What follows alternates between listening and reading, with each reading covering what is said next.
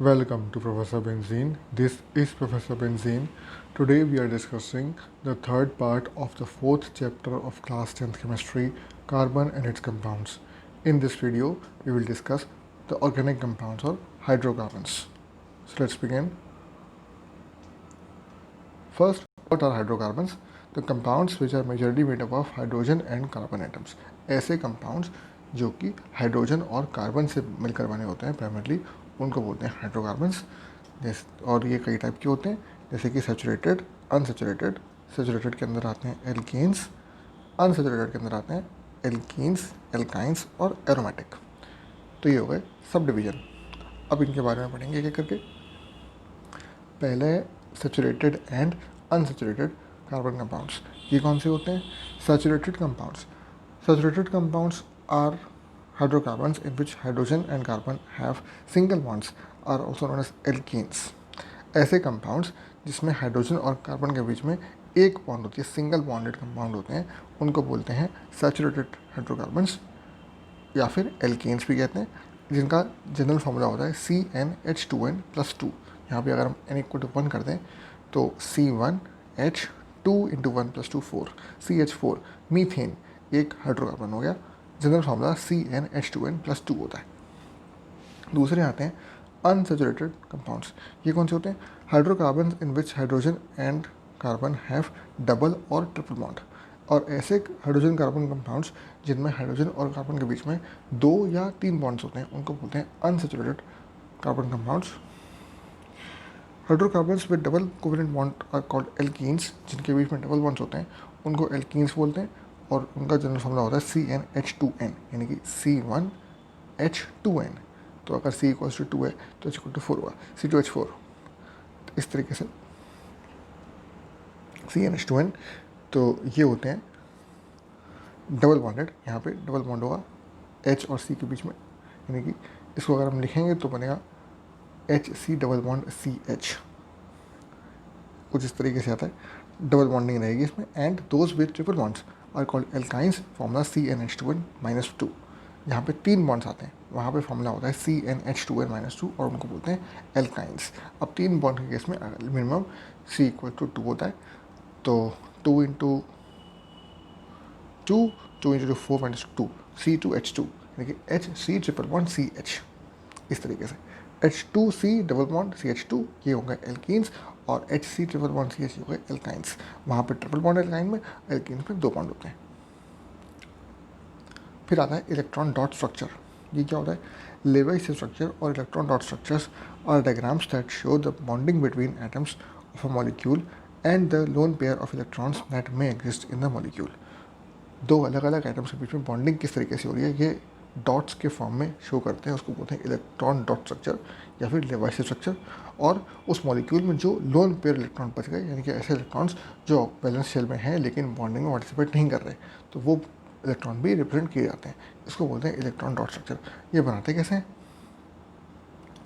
Decide how many valence और outer shell electrons are possessed by each atom in the molecule। एक molecule में कौन कौन से एटम हैं और उन सारे एटम्स में कितने वैलेंस शेल में कितने इलेक्ट्रॉन्स हैं, वो डिसाइड करना है। If there is more than 1 atom type in the molecule, put the most metallic atom in the centre. अगर एक से ज़्यादा टाइप के मॉलिक्यूल हैं, एटम है इन अ मॉलिक्यूल, तो उसमें से सबसे ज़्यादा मेटेलिक जो है उसको, यानी कि इलेक्ट्रॉन लूज़ करने की टेंडेंसी जिसकी सबसे ज़्यादा है, उसको रखेंगे सेंटर पे। Arrange the electrons so that each atom contributes 1 electron to a single bond between each atom। हर अलग अलग एटम, 2 एटम के बीच में एक सिंगल बॉन्ड के लिए दोनों एटम की तरफ से एक एक इलेक्ट्रॉन आना चाहिए। इस तरीके से इलेक्ट्रॉन को प्लेस करना है, मतलब कि रिप्रेजेंट करना है through a dot. Count the electron around each atom, if octet are complete Lewis dot structure is complete. और सबके अराउंड जो एटम इलेक्ट्रॉन्स हैं वो काउंट करने। अगर ऑक्टेट कंप्लीट हो गया, यानी कि 8 इलेक्ट्रॉन्स पूरे हो गए सबके, तो स्ट्रक्चर बन गया। If the octet are incomplete and more electron remain to be shared, अगर ऑक्टेट कंप्लीट नहीं हुआ और इलेक्ट्रॉन शेयर करने की टेंडेंसी बाकी है, move 1 electron pair bond pair atom to make another bond. हर इलेक्ट्रॉन्स एटम से एक इलेक्ट्रॉन और लेकर के दोनों साइड से एक बॉन्ड और बना दी जाती है। Note that the same structure will have open, some structure will have open octets, example B in BF3 कुछ केस में ऑक्टेट रूल कंप्लीट नहीं भी होता है, उससे ज़्यादा इलेक्ट्रॉन्स भी होते हैं, जैसे कि SF5 में और BF3 में। Repeat step 4 and 5 as needed until octet is full. Step 4 and 5 यानी कि आप काउंट करते रहिए, अगर इलेक्ट्रॉन पूरे नहीं होते हैं तो आप बॉन्ड्स बढ़ाते रहेंगे, दोनों एटम से एक एक इलेक्ट्रॉन और होता रहेगा, एक बॉन्ड बढ़ता रहेगा, जब तक कि सारे इलेक्ट्रॉन जो एटम्स हैं उनके ऑक्टेट कंप्लीट नहीं हो जाते। इस तरीके से बनता है। एग्जांपल लेते हैं, तो यहाँ दिया हुआ है structure of ethane. Electron dot के फॉर्म में अगर बनाए, इथेन है 2 कार्बन एटम और बाकी हाइड्रोजन एटम आ रहे, तो जो इलेक्ट्रॉन हैं कार्बन के उन्हें रिप्रेजेंट किया क्रॉस से, और हाइड्रोजन का इलेक्ट्रॉन जो है डॉट से रिप्रेजेंट किया गया, इलेक्ट्रॉन डॉट स्ट्रक्चर बनाया गया। तो अब हमने कंबाइन किया, एक कार्बन एटम 4 इलेक्ट्रॉन होते हैं आउटर मोस्ट शेल में, 4 क्रॉस बना दिए, और एक एक इलेक्ट्रॉन पर हाइड्रोजन के पास होता है, 4 हाइड्रोजन एटम कंबाइन करेंगे, 3 हाइड्रोजन लगाए on top, bottom and left side, तो यहाँ से हाइड्रोजन विल हैव 2 इलेक्ट्रॉन्स, एक एक इलेक्ट्रॉन सबको मिल गया फ्रॉम द कार्बन एटम, तो उसका ड्यूप्लेट कंप्लीट हो गया। कार्बन को 3 हाइड्रोजन एटम से 3 इलेक्ट्रॉन मिल गए, और 2 उसके 4 अपने पास थे, एक बचा, जो एक बचा वो कार्बन एटम से मिलेगा दूसरे वाले कार्बन एटम से, तो दोनों कार्बन एटम के बीच में एक एक इलेक्ट्रॉन शेयर हुआ, यानी कि एक बॉन्ड बनेगा, और फिर जो दूसरा कार्बन है उसको एक इलेक्ट्रॉन मिला कार्बन एटम से, और बाकी के 3 मिलेंगे हाइड्रोजन से, just like the other carbon, और बॉन्डिंग पूरी हो जाएगी। 2 इलेक्ट्रॉन मिलकर के एक बॉन्ड बनता है, इसलिए C single bond C, single bond H, single bond H, single bond H, दोनों साइड पे H के सिंगल बॉन्ड और C का एक सिंगल बॉन्ड। ये हो गया स्ट्रक्चर ऑफ इथेन। दूसरा है स्ट्रक्चर ऑफ प्रोपेन। प्रोपेन कैसे बनेगा? प्रोपेन मतलब 3 कार्बन लिए, हाइड्रोजन लिए, अब प्रोपेन है, इथेन यानी कि एल्केन है, एल्केन C2N+2 फॉर्मूले से नंबर ऑफ हाइड्रोजन जो है वो 2N+2 होगा, उतने हाइड्रोजन लगाए, क्रॉस कार्बन के इलेक्ट्रॉन्स हैं और डॉट हाइड्रोजन के इलेक्ट्रॉन्स हैं, कंबाइन करा, हाइड्रोजन के ऑक्टेट कंप्लीट हुए, ड्यूप्लेट कंप्लीट हुआ, और कार्बन का ऑक्टेट कंप्लीट करने के लिए 3 इलेक्ट्रॉन आए हाइड्रोजन से, एक इलेक्ट्रॉन कार्बन का शेयर हुआ ऑन बोथ साइड।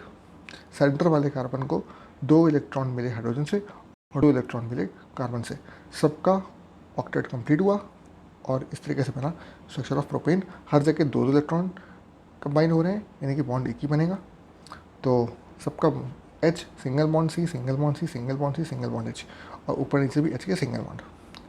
फिर है स्ट्रक्चर ऑफ इथीन। इथीन में अब ये एल्कीन है तो डबल बॉन्ड होगा, यहाँ पे कैसे करेंगे? C फॉर्मूला जो है CnH2 है, तो C2H4 ये फॉर्मूला है, 2 कार्बन और 4 हाइड्रोजन, तो 4 हाइड्रोजन जो कंबाइन हो रहे हैं वहाँ पे फिर से cross are carbon electrons and dot are hydrogen electrons combine करेंगे, सिंगल इलेक्ट्रॉन शेयर हुआ, सिंगल बॉन्ड आएगा, लेकिन बीच में जो कार्बन एटम के बीच में बॉन्ड शेयर हो रहे हैं वहाँ पे 2 इलेक्ट्रॉन कार्बन के आए फ्रॉम आइदर साइड और बॉन्डिंग बनी। जब दोनों तरफ से 2 इलेक्ट्रॉन्स आएंगे तो डबल बॉन्ड आएगा, इसलिए कार्बन के बीच में डबल बॉन्ड है और कार्बन हाइड्रोजन के बीच में सिंगल बॉन्ड है। H single bond C, H single bond C on both sides and C double bond C in the middle, क्योंकि 2 इलेक्ट्रॉन शेयर हुआ था तो एक पेयर शेयर हुआ, इसलिए 2 बॉन्ड। अब स्ट्रक्चर ऑफ इथाइन यहाँ बनाया है, ethyne HC triple bond CH ऐसे बनता है, carbon atom valence shell electron बनाए, 4 इलेक्ट्रॉन्स, एक इलेक्ट्रॉन शेयर होना है विद हाइड्रोजन और बाकी 3 विद कार्बन इटसेल्फ, तो एक साइड पे एक इलेक्ट्रॉन बनाया क्रॉस से दोनों साइड पे, और एक इलेक्ट्रॉन आया हाइड्रोजन से, कंबाइन हो गए, हाइड्रोजन का जो ड्यूप्लेट है वो कंप्लीट हो गया दोनों साइड पे। अब कार्बन आउटर मोस्ट शेल में इलेक्ट्रॉन होते हैं कितने? 4, एक तो खर्च हो गया, बाकी बच गए 3, तीनों इलेक्ट्रॉन्स कंबाइन होंगे दोनों कार्बन के आपस में, इसलिए 3 बॉन्ड बनेंगे, और H single bond C, triple bond C, single bond H, ये बन गया स्ट्रक्चर इथाइन का।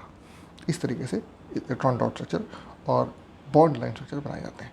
जो bond single bond double bond से शो करते हैं उनको बोलते हैं बॉन्ड लाइन स्ट्रक्चर, और जो डॉट क्रॉस बना करके शो करते हैं बॉन्डिंग उसको बोलते हैं इलेक्ट्रॉन डॉट स्ट्रक्चर या फिर Levi's structure.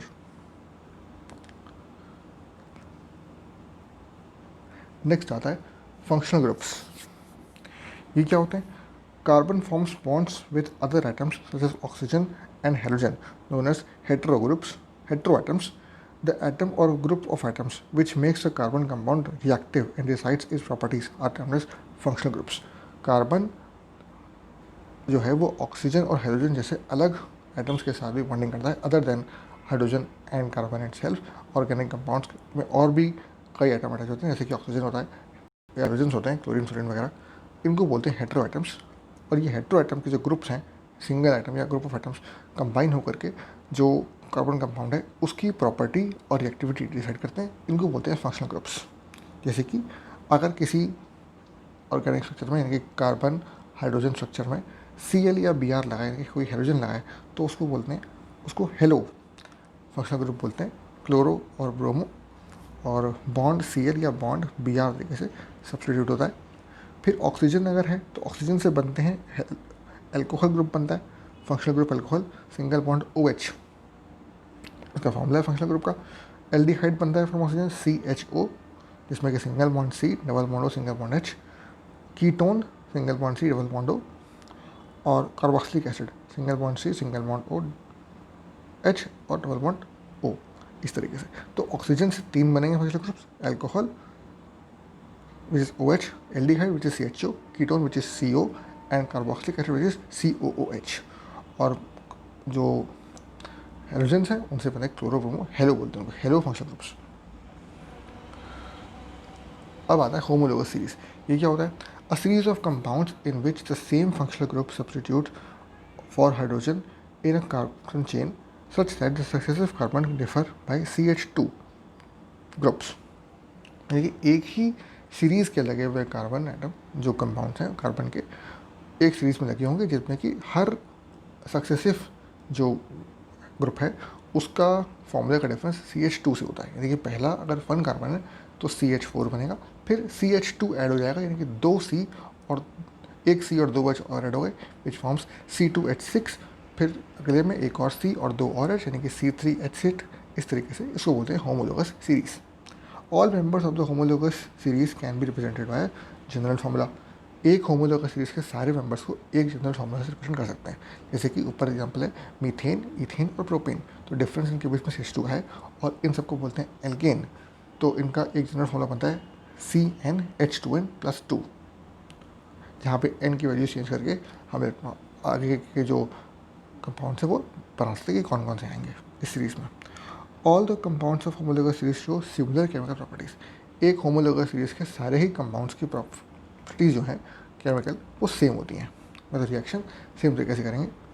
Physical properties gradually change as the molecular mass increases, such as increment in melting point, boiling point.